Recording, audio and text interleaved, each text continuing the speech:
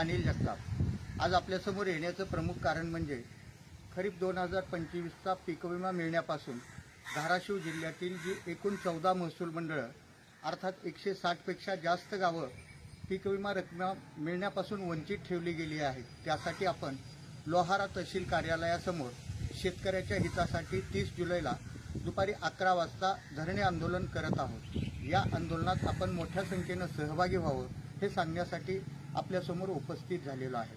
तसेच या संदर्भात राज्य सरकारच्या अर्थात कृषी सचिवांच्या नावानं आपापल्या ग्रामपंचायतमधून ठराव घेऊन ते माझ्या व्हॉट्सअप नंबर जो 8010 120 316 आहे यावरती पाठवून द्यावे, जेणेकरून कृषी सचिवाची भेट घेऊन शेतकऱ्याच्या भावना त्यांना समजावून सांगता येतील।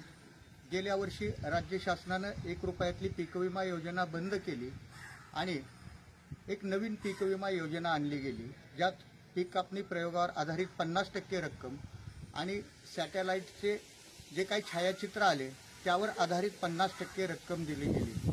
सॅटेलाईटचे जे चित्र आलं त्याचं तांत्रिक विश्लेषण केलं गेलं आणि त्यात या 14 महसूल मंडळामध्ये मोठ्या प्रमाणात उत्पादन आल्याचं दाखवलं गेलं। खरं म्हणजे ते कुठल्या पद्धतीनं केलं गेलं, त्याचं तांत्रिक विश्लेषण करणारी समिती कोण आहे, त्याची संस्था कोण आहे याविषयी काहीही माहिती कुठल्याही कार्यालयाकडून दिली जात नाही। मात्र तांत्रिक बाबीचा आधार घेत या 14 महसूल मंडळातील शेतकऱ्यांना वंचित ठेवलं गेलेलं आहे। त्यामुळं आता या जुलमी अन्यायाविरुद्ध आपण एकत्रित होऊन लढा दिला पाहिजे।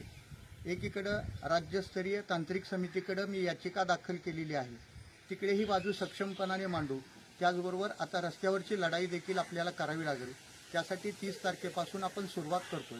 त्यानंतरही आपल्याला विमा दिला गेला नाही तर मग आपण रस्ता रोको, मोर्चा, आमरण उपोषण यासारख्या बाबीचा देखील प्रयत्न करणार आहोत, हे देखील आपल्याला या ठिकाणी निश्चितपणानं सांगू इच्छितो। तसंच केंद्रीय समितीनं 9 तारखेला अर्थात 9 जुलैला निकाल देऊन जे उर्वरित महसूल मंडळ आहेत त्या महसूल मंडळाला 340 कोटी रुपये देण्याचा आदेश दिला होता आणि त्यात स्पष्टपणे असंही नमूद केलं गेलं होतं की ही रक्कम 7 दिवसाच्या आत वाटप करावी। आता 9 तारखेला निर्णय झाला आहे, 9 आणि 7 16 जुलैपर्यंत ही रक्कम पडणं अपेक्षित होतं। आज 19 तारीख आहे, मात्र अद्यापर्यंतही रक्कम कोणाच्याही खात्यावर जमा झाल्याचा मेसेज किंवा कोणीही सांगितलं गेलेलं नाही।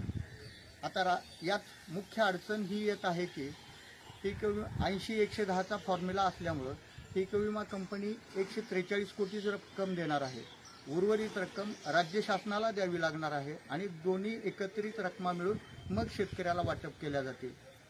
तो वेगसुद्धा वाढवला पाहिजे, त्या शेतकरी बांधवांना सुद्धा विमा मिळाला पाहिजे, हीच आमची प्रामाणिक भावना आहे। येत्या 24 तारखेपासून 29 तारखेपर्यंत या 34 महसूल मंडळामध्ये जाऊन शेतकऱ्याशी संवाद साधून त्यांना भूमिका समजावून सांगून आंदोलन यशस्वी करण्यासाठी, आंदोलन मोठं करण्यासाठी प्रयत्न करणार आहे। शेतकरी बांधवांना विनंती आहे, मोठ्या संख्येनं आपण सहभागी व्हा। जेवढा दबाव आपण पीक विमा कंपनी असेल, शासन प्रशासनावरती घालाल तेवढी लवकर आपल्याला ही पीक नुकसान भरपाई मिळेल। पीक नुकसान भरपाई प्रत्येक शेतकऱ्याला मिळेपर्यंत त्याच्या पाठीमागं खंबीरपणानं उभं राहणार, हे देखील या निमित्तानं मी आपल्याला सांगू इच्छितो। ही माहिती देण्यासाठी मी आपल्यासमोर आलो।